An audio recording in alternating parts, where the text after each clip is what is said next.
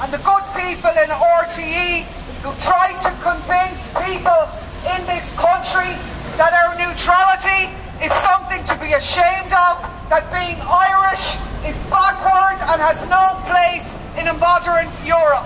The truth, of course, is the opposite.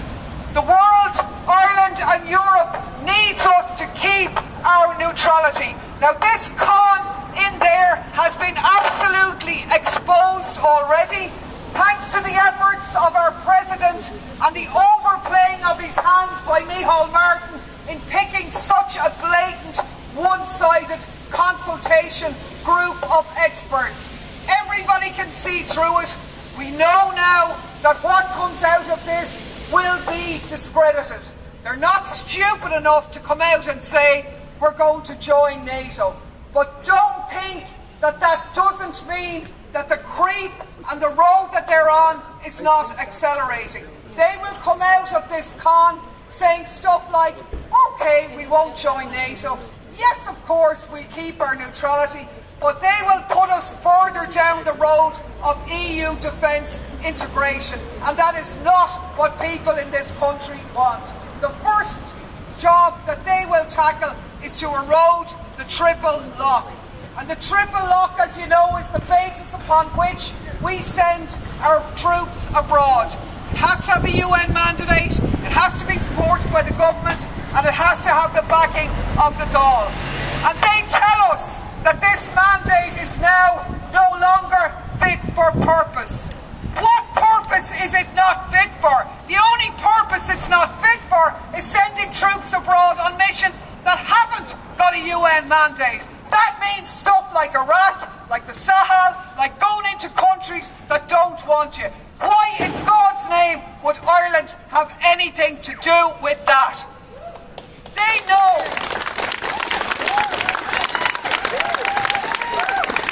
They know that Irish people are too smart for that. That actually we think our taxpayers' money would be better spent on stuff like housing or poverty or tackling climate change or some radical stuff like that, rather than being wasted on arms. They know we won't fall for that, so they come out with this nonsense that the Russians are everywhere. The Russians are disinforming us now. They're pulling all our strings. Their ships are all over the sea. They're cutting all the cables that belong to the private sector. It is nonsense and it is waffle. It's a con by the arms industry to force us to spend money on something we don't need to spend it on. You've all seen through it. We're going to go in there and remind those Egypts in there that they might think they're making a living out of their threat inflation and their security agenda. But the people of Ireland are proud to be Irish, we're proud of our history, and we're certainly not going to give it up. This is the first step on the road. There is a momentum now, because we see the fight being on. So don't go home from this. Go home and build and come back out here in bigger numbers in the days and weeks ahead.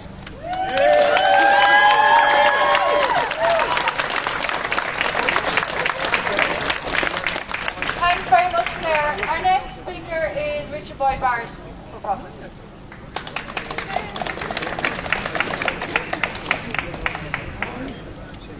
Yeah, there's something very Orwellian about the government's behaviour and narrative at the moment, because they repeat endlessly that our neutrality is safe. They have no intention of do anything to threaten our neutrality, and under no circumstances are they going to join NATO. And yet, at the very same time, they have been waging a relentless campaign to involve us in NATO and to completely trash our neutrality. And they have been doing it for years. Most obviously, the war in Iraq allowing 2 million US troops, the major power that dominates NATO, to go through Shannon Airport to prosecute a murderous war in Iraq that claimed the lives of up to 1 million people based on a pack of lies about weapons of mass destruction. And since then, they've involved us with the EU battle groups,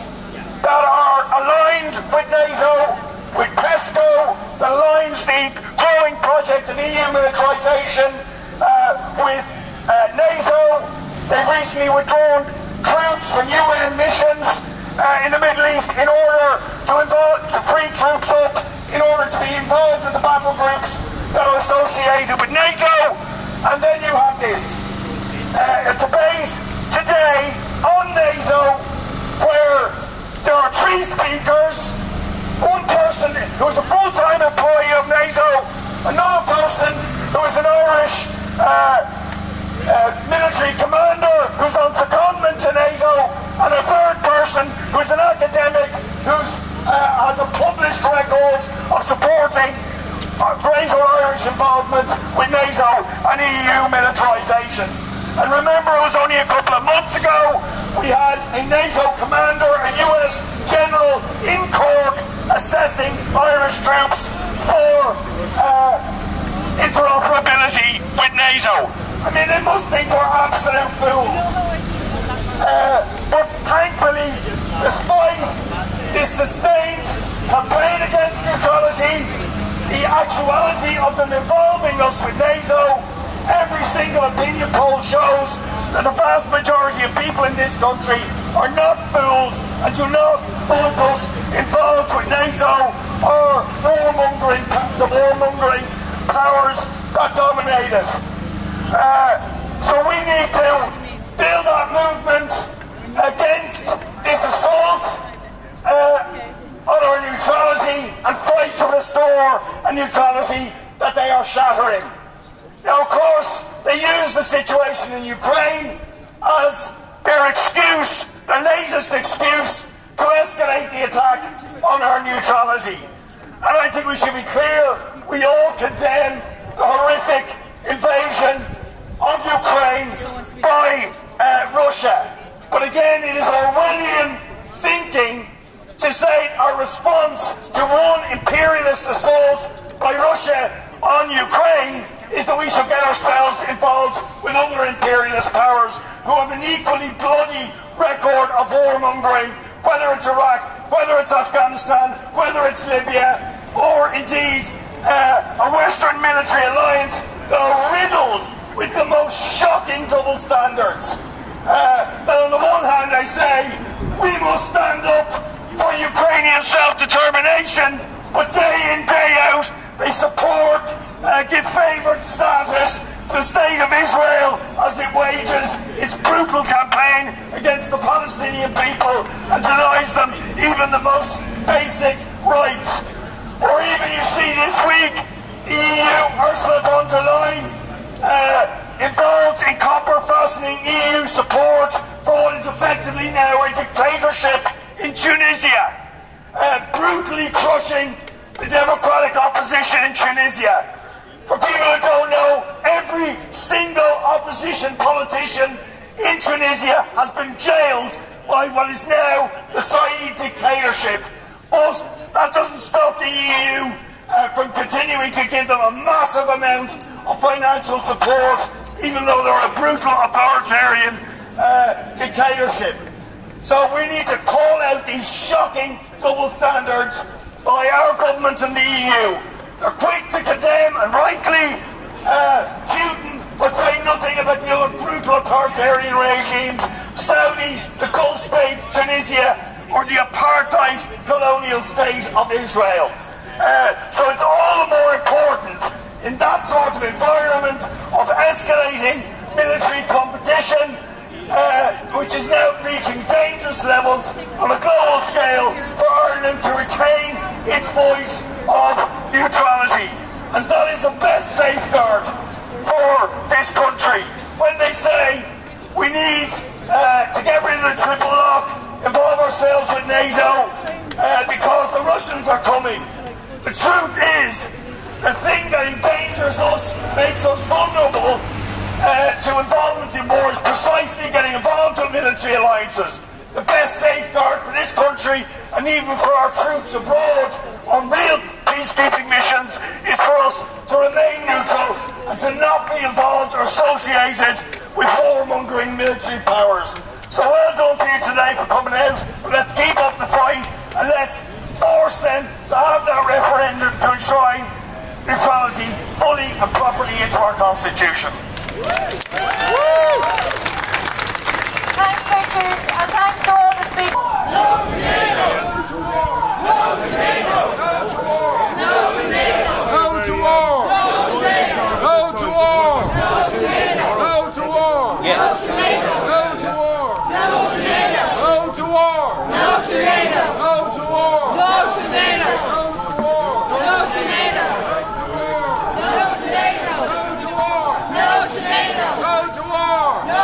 war! No to NATO! No to war! No to NATO! No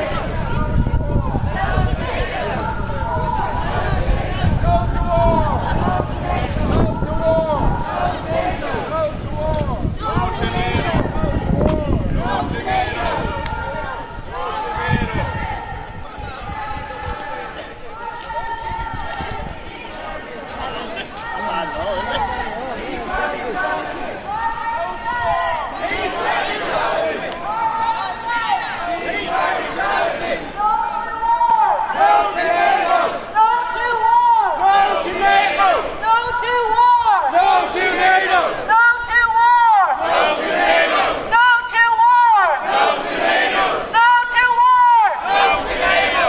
to NATO! No to NATO! No to war!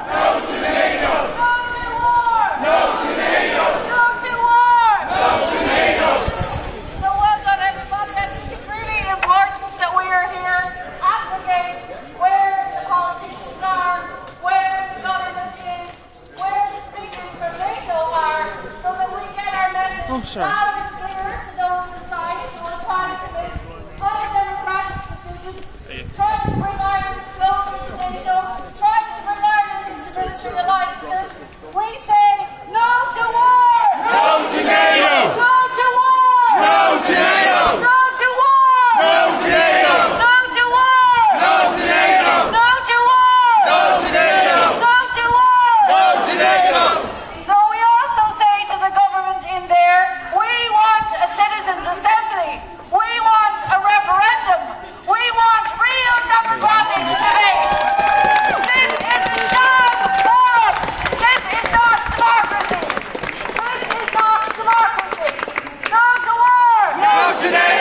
war! No to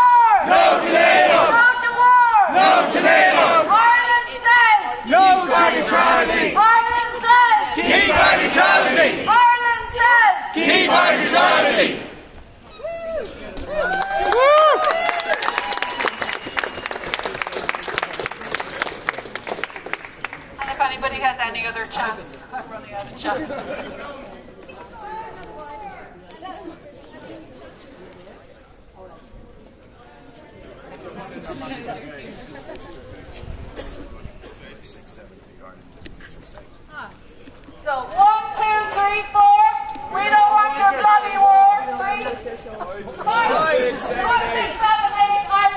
to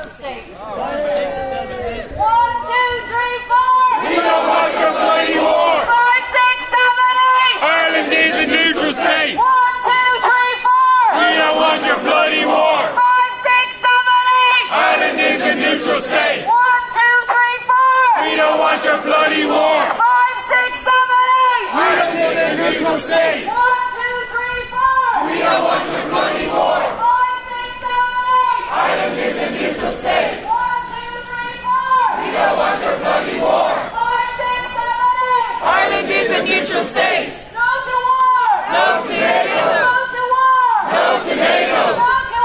No to NATO! No to war! No to NATO! No to war! No to NATO! No to war! No to NATO! No to war! No to NATO! No to war! No to NATO! No to war! No to NATO! 1, 2, 3, 4! We don't want your bloody wars! 5, 6, 7, 8! Ireland is a neutral state! 1, 2, 3, 4! We don't want your bloody wars! 5, 6, 7, 8! Ireland is a neutral state! 1, 2, 3, 4! We don't want your bloody war! 5, 6, 7, 8! Ireland is a neutral state! 1, 2, 3, 4! We don't want your bloody war! 5, 6, 7, 8! Ireland is a neutral state!